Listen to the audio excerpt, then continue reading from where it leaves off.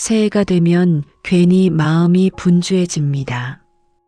달력 한 장이 바뀌었을 뿐인데 지나온 시간들이 하나둘 떠오르죠.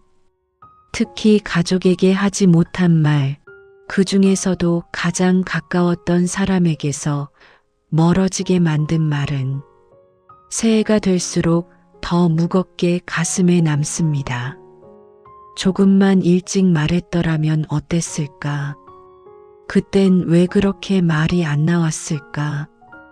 오늘 이야기는 새해 아침 낡은 일기장을 펼쳤다가 평생 가슴에 묻어두었던 말을 다시 마주하게 된 한 엄마의 이야기입니다. 그리고 멀어졌다고 믿었던 모녀의 시간에 관한 이야기입니다. 새해 첫날 아침이었다. 달력은 분명 새 것으로 바뀌어 있었지만 집 안 공기는 어제와 크게 다르지 않았다. 아니, 오히려 더 조용했다. 창밖에서는 누군가 차 시동을 거는 소리가 났고 복도에서는 이웃이 웃으며 새해 복 많이 받으세요 하고 인사하는 소리가 잠깐 스쳐 지나갔다. 그 소리가 문틈으로 들어왔다가 이내 사라지자 집안은 다시 숨소리마저 들릴 만큼 고요해졌다. 나는 부엌 식탁에 혼자 앉아 있었다. 아직 식탁 위에는 아침을 차릴 생각조차 하지 않은 채 따뜻해지지 않은 찬 공기 속에서 두 손을 컵에 감싸고 있었다. 컵 안의 물은 이미 식어 있었지만 괜히 그 온기라도 붙잡고 싶었다. 휴대전화는 아무 말도 하지 않았다. 화면을 몇 번이나 켰다 껐다 했는지 모른다. 혹시나 놓친 전화가 있지 않을까? 혹시나 메시지가 와 있지 않을까? 하지만 화면에는 새해 1월 1일이라는 날짜만 조용히 떠 있었다. 딸에게서 새해 인사 전화는 오지 않았다. 처음 그런 해에는 하루 종일 전화기만 바라봤다. 바쁘겠지. 나중에 하겠지. 스스로를 그렇게 달래며 하루를 넘겼다. 그 다음 해에는 서운함이 먼저 올라왔다. 왜 하필 새해인데, 왜 다른 날도 아닌 오늘인데. 그리고 몇 해가 더 지나자 이제는 기대조차 하지 않게 되었다. 기대하지 않으면 실망도 덜하다는 걸 나이 들어서야 배웠다. 나는 자리에서 천천히 일어나 부엌장을 열었다. 새해니까 정리라도 해보자는 마음이었다. 괜히 손을 움직이고 있지 않으면 생각이 너무 많아질 것 같았다. 안쪽 깊숙한 곳에서 오래된 종이봉투 하나가 손에 걸렸다. 요즘은 잘 쓰지도 않는 두꺼운 봉투였다. 겉면에는 연필로 적은 글씨가 희미하게 남아 있었다. 2003년. 그 숫자를 보는 순간 가슴 한쪽이 조용히 내려앉았다. 굳이 떠올리지 않으려 애써왔던 해였다. 딸과 가장 크게 다투었던 해. 서로에게 상처되는 말을 쏟아내고 그 뒤로 예전 같지 않게 멀어지기 시작한 해였다. 나는 봉투를 식탁 위에 올려놓고 한참을 바라만 보았다.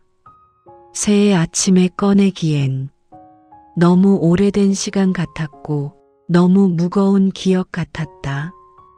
그래도 손은 멈추지 않았다. 마치 지금 이 순간이 아니면 다시는 열어보지 못할 것처럼. 봉투 안에는 낡은 일기장이 들어 있었다. 겉표지는 색이 발해 있었고 모서리는 여러 번 접힌 흔적으로 달아 있었다. 페이지 사이사이에는 시간이 눌러 앉은 듯한 냄새가 배어 있었다. 나는 조심스럽게 첫 장을 넘겼다. 종이가 바스락 소리를 냈다. 그 소리가 유난히 크게 들렸다. 오늘도 아이에게 화를 냈다. 딱 한 줄이었다. 그런데 그 한 줄이 새해 아침의 공기를 단숨에 바꿔놓았다. 그때는 몰랐다. 그 말이 아이에게 어떤 하루를 남겼는지, 그 한마디가 얼마나 오래 마음에 남았을지. 나는 잠시 눈을 감았다. 딸의 어릴 적 얼굴이 떠올랐다. 말없이 입술을 꼭 다물고 있던 모습, 울지도 따지지도 않던 그 표정이 이제 와서야 선명해졌다. 그때 왜 그랬을까? 새해가 되면 사람들은 다짐을 한다. 올해는 더 잘 살겠다고, 더 따뜻해지겠다고.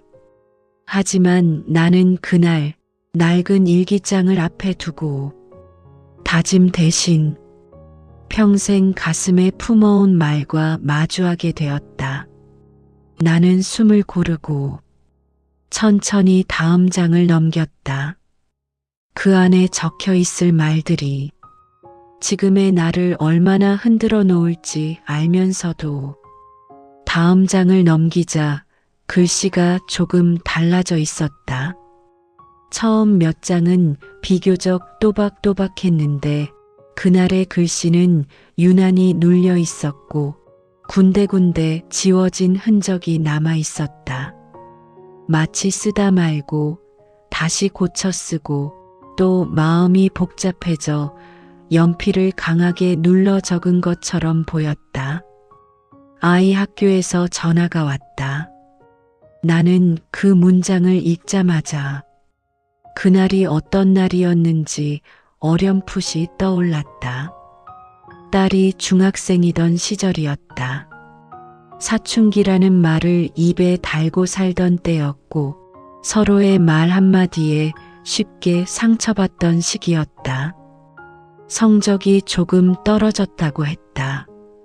선생님은 걱정하는 말이었을 텐데 나는 그게 왜 그렇게 화가 났는지 모르겠다. 나는 숨을 멈춘 채 그를 따라 내려갔다. 집에 오자마자 아이에게 물었다. 왜 그랬냐고.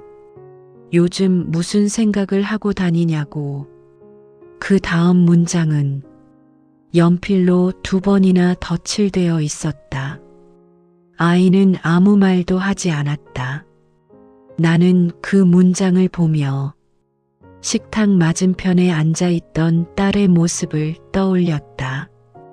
숟가락을 들고도 밥을 먹지 않던 모습, 눈을 피하고 대답 대신 고개만 숙이던 그 모습이 일기장 속 문장과 겹쳐졌다.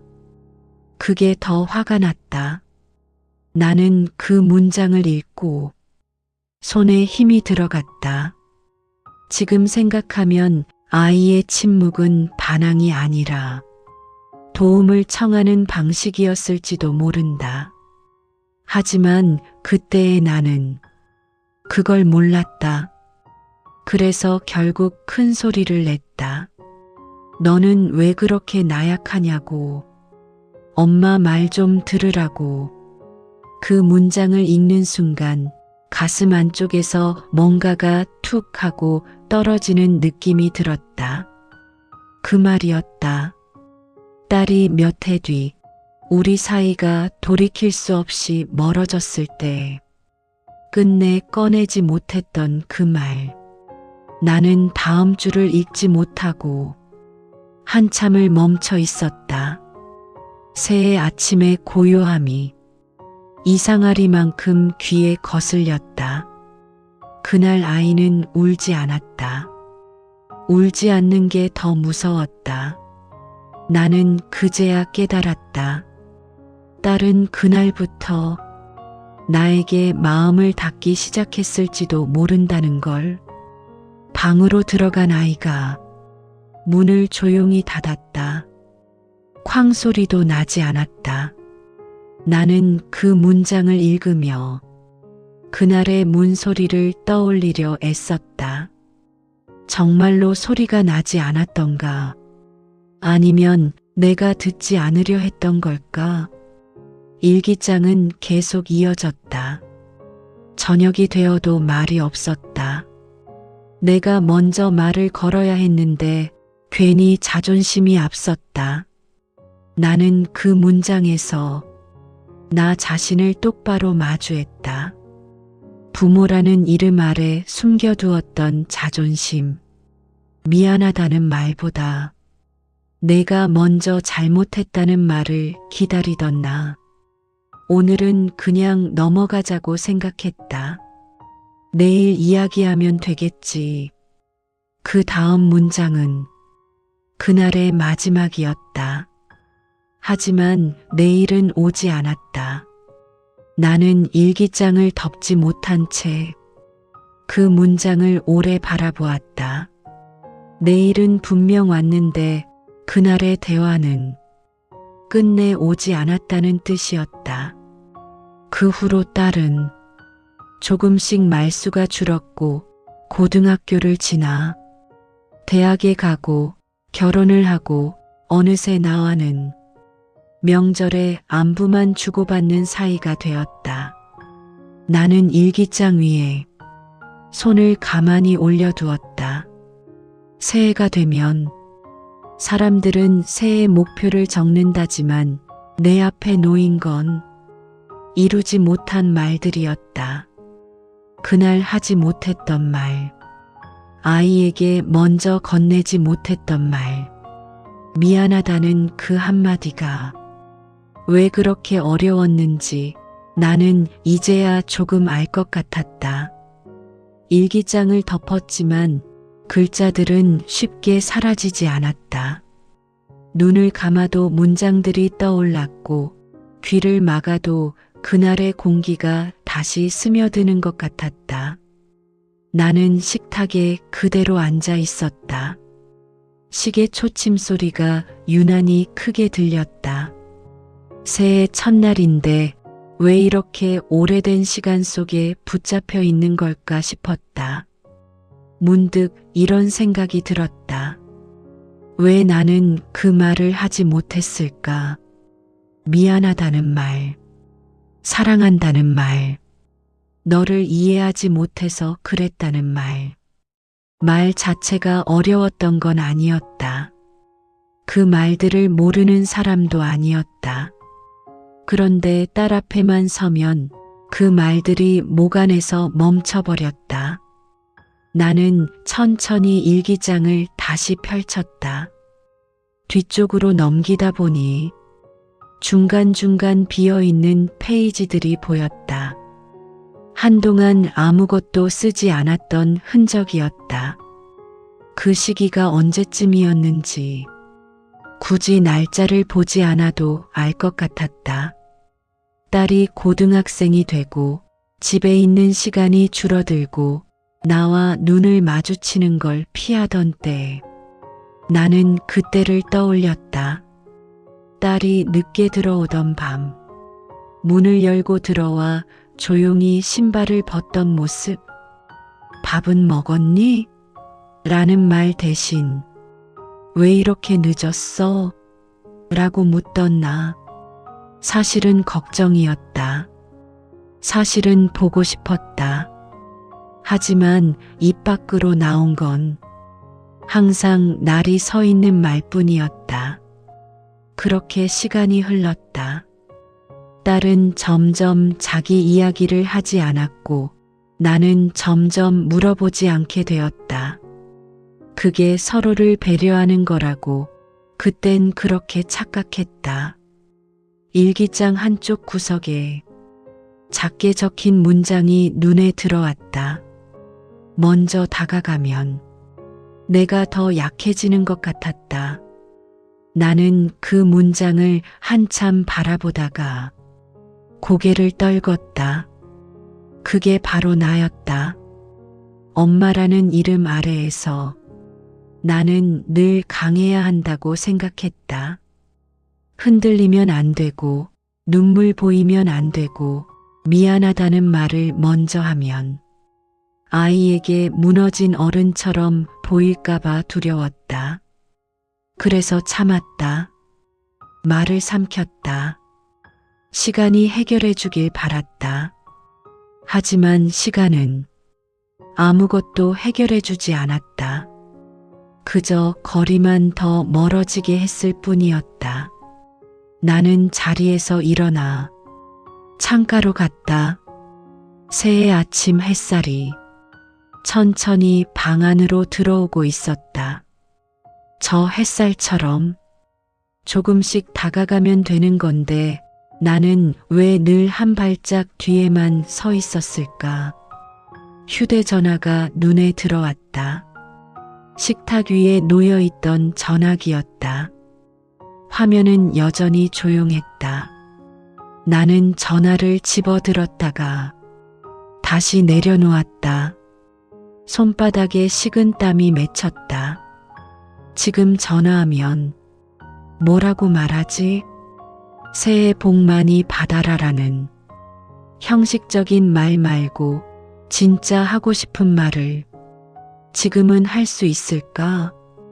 괜히 전화를 걸었다가 어색한 침묵만 흐를까봐, 괜히 옛 상처를 다시 건드리게 될까봐 나는 다시 일기장을 바라봤다. 그 안에는 하지 못한 말들이 차곡차곡 쌓여 있었다. 새해는 늘 새로운 시작이라고들 한다. 하지만 나에게 이 새해는 미뤄왔던 말을 다시 꺼내볼 수 있는지 스스로에게 묻는 시간이 되고 있었다. 나는 휴대전화를 두 손으로 꼭 쥐었다. 아직은 누르지 않았다. 하지만 예전과는 달랐다. 이번에는 도망치지 않고 조금 더 오래 이 망설임 속에 머물러 보기로 했다. 휴대전화를 손에 쥔 채 나는 한참을 그대로 서 있었다. 전화기 화면에 비친 내 얼굴은 내가 생각했던 것보다 더 늙어 보였다. 눈가에 잔주름이 깊어졌고 입술은 괜히 굳어 있었다. 지금 아니면 또 못하겠지. 나는 그렇게 스스로를 다그쳤다. 하지만 손가락은 쉽게 움직이지 않았다. 번호를 누르는 그 짧은 동작이 왜 이렇게 어려운지 모르겠었다. 딸의 이름은 연락처 맨 위에 있었다. 지워버리지도 바꾸지도 못한 이름. 몇 해 동안 거의 누르지 않았지만 그래도 그대로 남겨두었던 이름이었다. 통화 버튼 위에 손가락을 올려놓고 나는 잠시 눈을 감았다. 무슨 말을 하든 일단 걸어보자. 그렇게 마음을 먹고 버튼을 눌렀다. 연결음이 울렸다. 한 번, 두 번, 그 짧은 소리가 이상하리만큼 길게 느껴졌다. 받지 않으면 어쩌지. 아직 자고 있으면 어쩌지. 받아도 말이 없으면. 생각이 꼬리를 물 때쯤 전화가 연결되었다. 여보세요? 딸의 목소리였다. 생각보다 차분했고 생각보다 낯설었다. 순간 말문이 막혔다. 수없이 연습했던 말들이 머릿속에서 흩어졌다. 나는 괜히 목을 한번 가다듬었다. 언아야. 그 한마디를 하는데도 숨이 필요했다. 딸은 잠시 말이 없었다. 짧은 침묵이 흘렀다. 무슨 일이에요? 그 말투에는 예전처럼 날이 서 있지도 그렇다고 다정함이 담겨 있지도 않았다. 그저 조심스러운 거리감만이 느껴졌다. 나는 그 거리감이 당연하다는 걸 알면서도 가슴 한쪽이 아려왔다. 새해라서 그냥 목소리 한번 들으려고 내 입에서 나온 말은 예상보다 훨씬 평범했다. 하고 싶었던 말은 그게 아니었는데 딸은 다시 잠시 말을 멈췄다. 전화기 너머에서 작은 숨소리가 들렸다. 새해 복 많이 받으세요. 그 말은 의무적으로 준비된 인사처럼 들렸다. 하지만 나는 그 한마디에 괜히 마음이 흔들렸다. 너도 새해 복 많이 받아라. 말을 마치고 나니 또다시 침묵이 흘렀다. 이대로 전화를 끊어도 이상하지 않은 분위기였다. 예전 같았으면 나는 그 침묵을 핑계로 전화를 먼저 끊었을 것이다. 서로 상처받지 않기 위해서라는 이유를 붙이면서. 하지만 오늘은 그러고 싶지 않았다. 나는 일기장에서 읽었던 문장들이 머릿속을 스쳤다. 내일은 오지 않았다. 오늘이 그 내일이 되지 않게 하려면 지금 말해야 했다. 그때 말이야. 내 목소리가 조금 떨렸다. 내가 중학생이었을 때 엄마가 너한테 너무 심하게 말했던 거. 딸 쪽에서 숨을 들이마시는 소리가 들렸다. 아무 말도 없었지만 그 침묵은 아까와 달랐다. 그때는 엄마가 그게 얼마나 아픈 말인지 몰랐어. 나는 말을 멈췄다. 눈시울이 뜨거워졌다.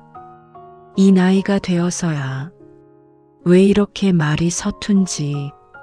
그냥 그 말은 꼭 한 번은 해야 할 것 같아서. 딸은 한참 동안 아무 말도 하지 않았다. 전화를 끄는 건 아닐까 불안해질 정도로.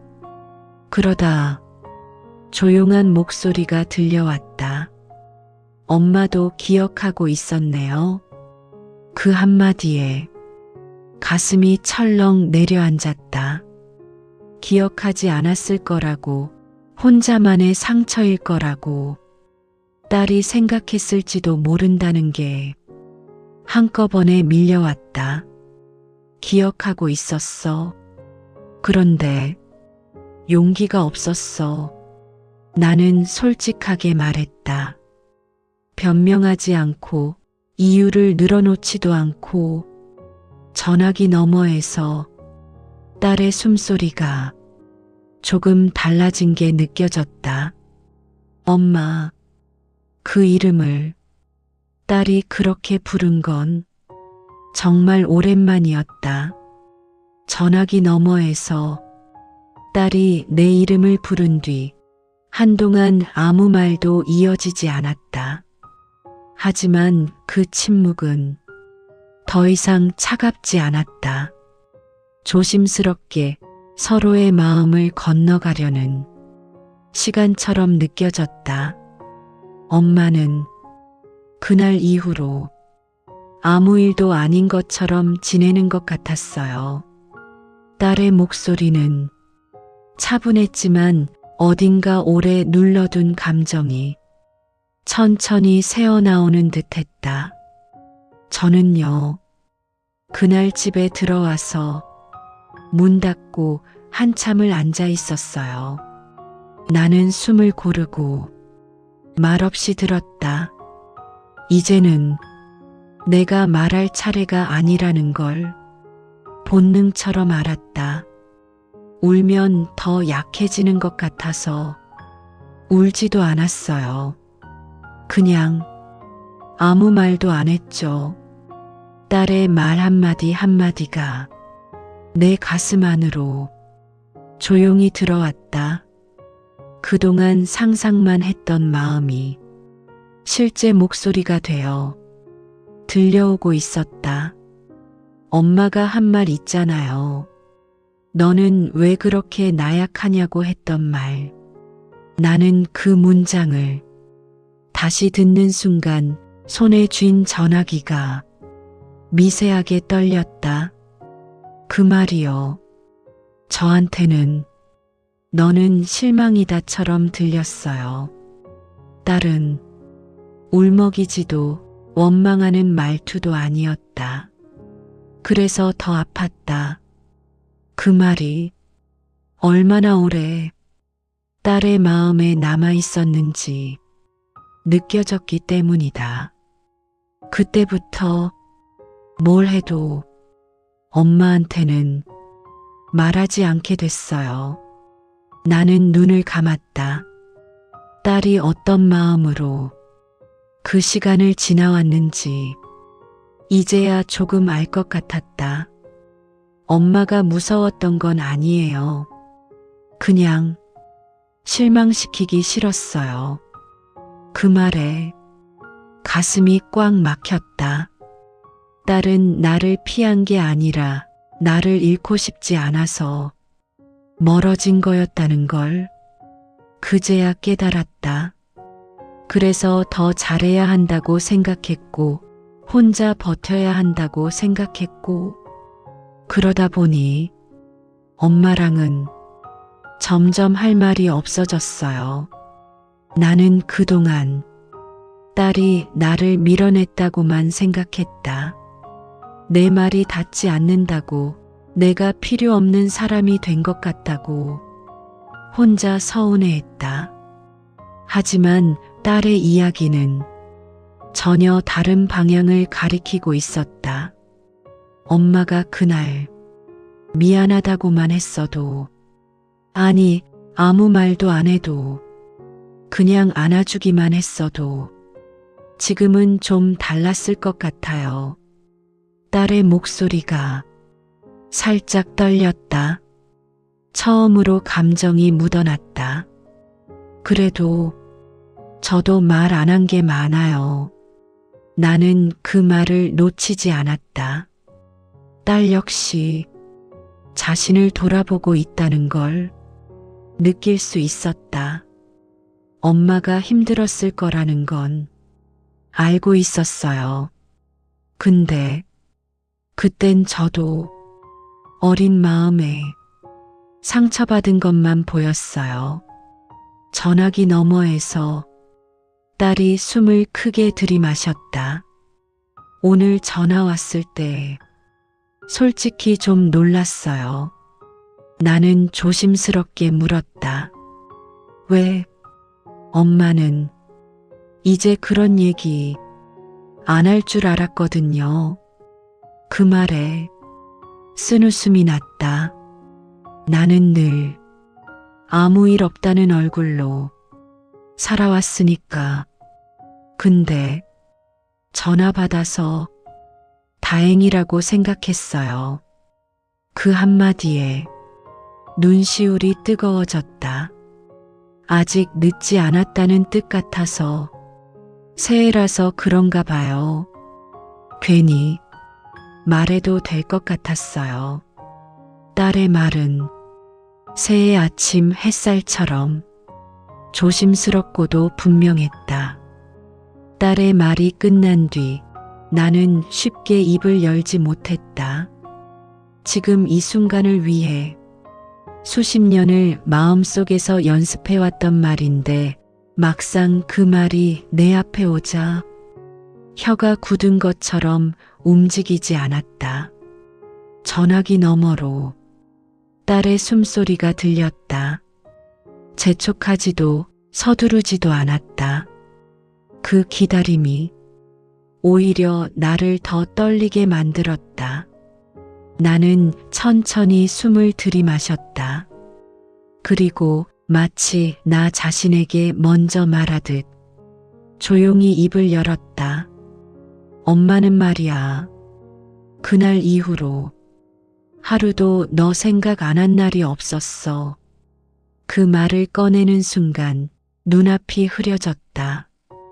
그동안 괜찮은 척으로 단단히 덮어두었던 마음이 한꺼번에 풀리는 느낌이었다. 너한테 했던 그 말이 잘못됐다는 걸 그날 밤에 알았어. 나는 잠시 말을 멈췄다. 목이 메어 더 이상 말이 나오지 않았다. 하지만 멈출 수는 없었다.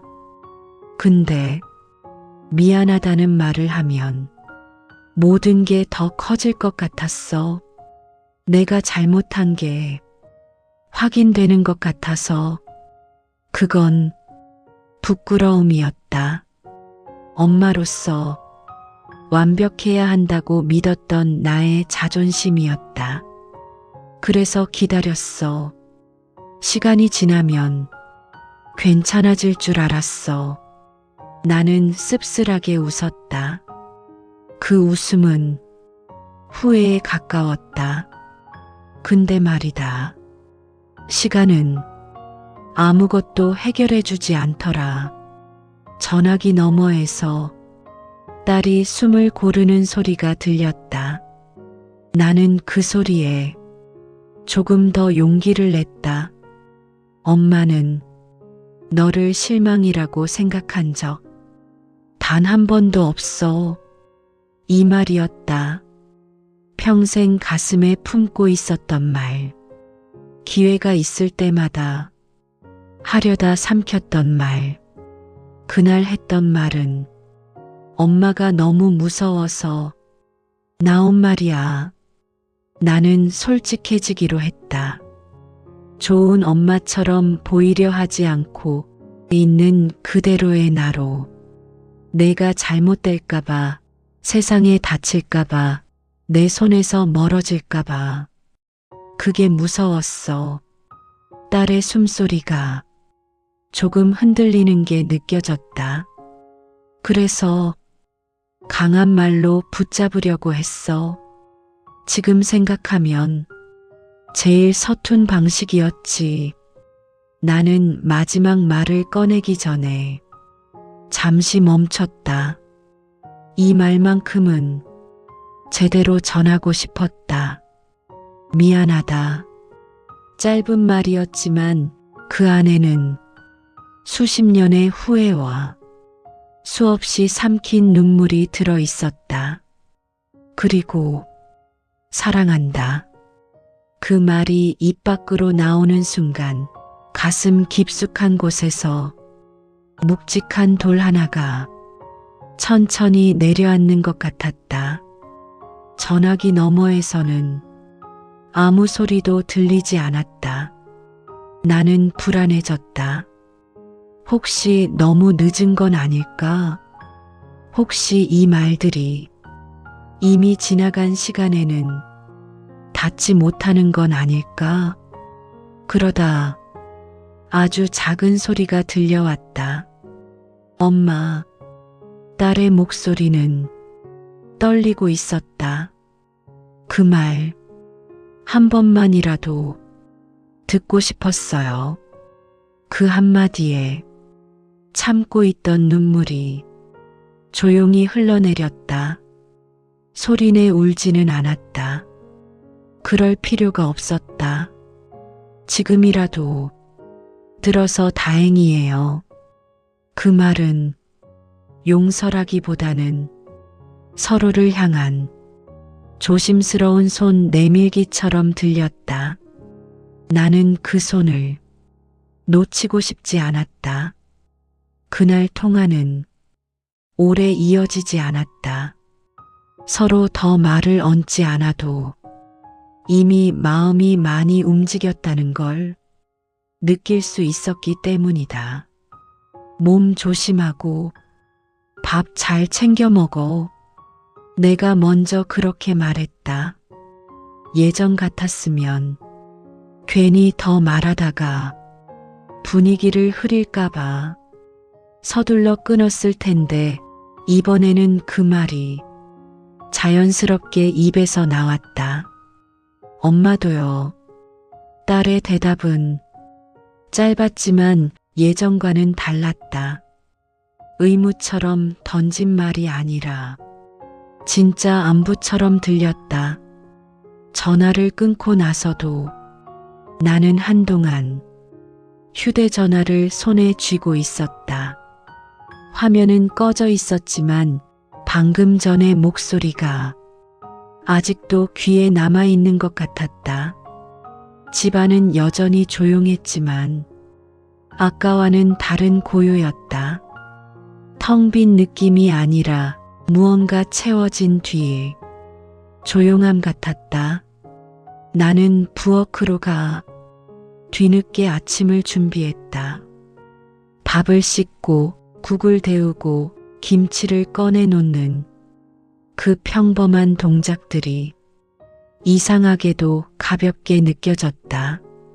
식탁에 앉아 숟가락을 들었다가 문득 멈췄다. 예전에는 이 자리에 앉으면 딸이 떠올라서 밥맛이 없던 날이 더 많았다. 그런데 그날은 조금 달랐다. 아직 모든 게 해결된 건 아니었지만 그래도 이어질 수 있다는 느낌이 희미하게 남아 있었다. 며칠이 지났다. 아무 일도 일어나지 않았다.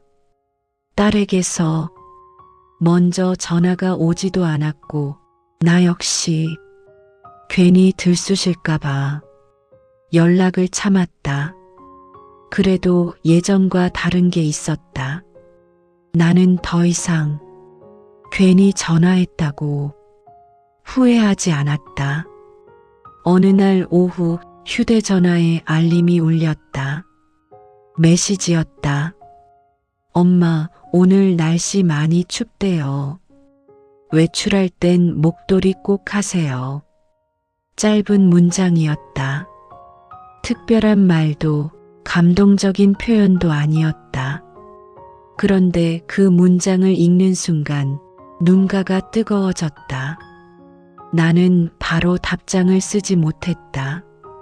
몇 번이나 지웠다 다시 쓰며 괜히 어색하지 않을 말을 고르고 또 골랐다. 그래, 너도 감기 조심해.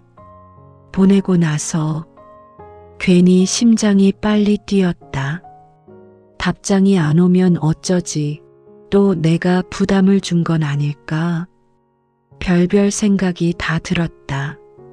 하지만 잠시 뒤 다시 알림이 울렸다. 네, 다음에 시간 되면 같이 밥 한번 먹어요. 그 문장은 크게 감정을 드러내지 않았지만 분명한 신호였다. 문을 완전히 열지는 않았지만 적어도 잠그지는 않았다는 신호. 나는 그날 저녁 일기장을 다시 펼쳤다.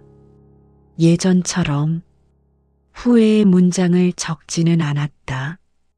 대신 이렇게 적었다. 오늘은 딸에게서 먼저 문자가 왔다. 아주 짧았지만 그래도 마음이 닿았다.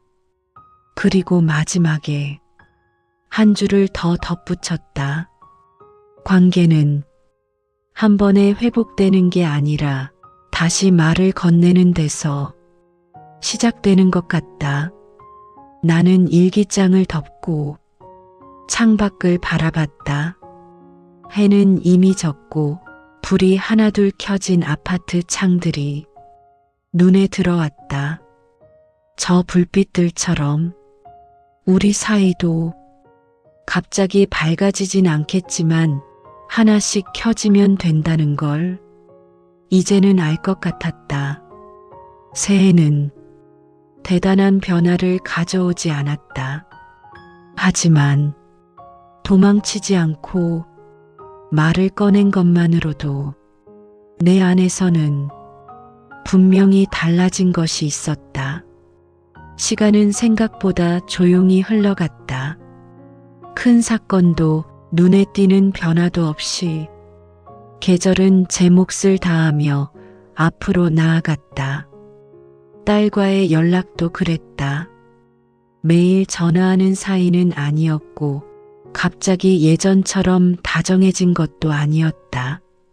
하지만 달라진 건 분명 있었다. 안부를 묻는 말이 이제는 형식처럼 느껴지지 않았고 짧은 문자 하나에도 서로의 마음이 담겨 있다는 게 느껴졌다. 어느 날은 딸이 먼저 사진을 보내왔다. 아이 손을 잡고 공원에 서 있는 모습이었다. 날씨 좋아서 잠깐 나왔어요. 그 짧은 설명 뒤에 괜히 덧붙인 듯한 말 한 줄. 엄마도 이런 날 예전엔 좋아했잖아요. 나는 그 사진을 한참 들여다보았다.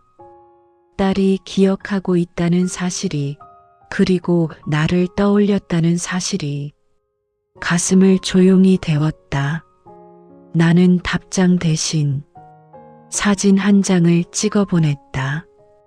창가에 놓인 화분이었다. 새해 들어 처음으로 꽃봉오리를 틔운 화분. 엄마도 요즘 이런 거 보면서 지낸다. 그날 저녁 딸에게서 전화가 왔다. 길지 않은 통화였다. 날씨 이야기, 아이 이야기, 건강 이야기. 특별한 말은 없었다. 하지만 전화를 끊고 나서도 마음이 오래 따뜻했다. 나는 다시 일기장을 꺼냈다. 새해 첫날 떨리는 손으로 넘겼던 그 일기장이었다.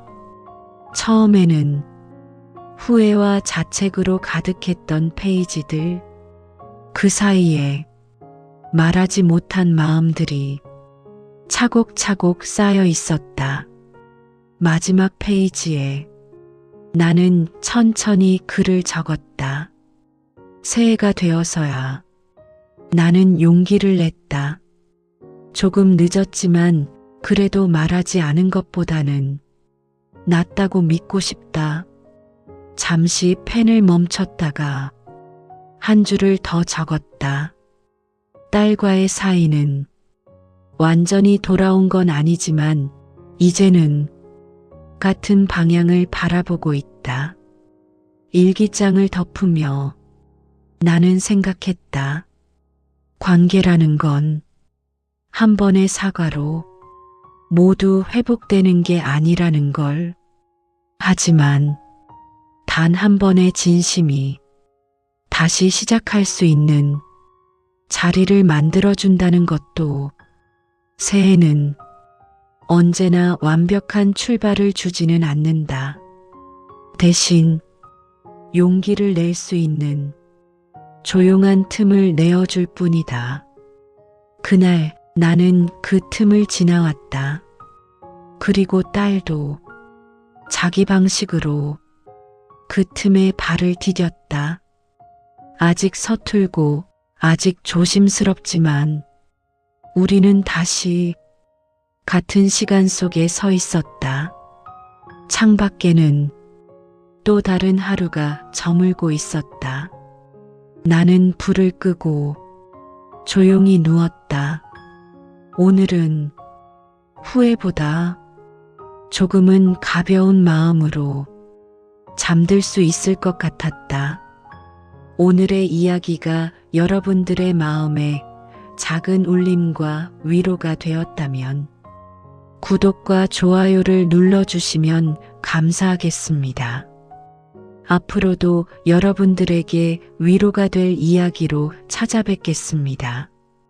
감사합니다.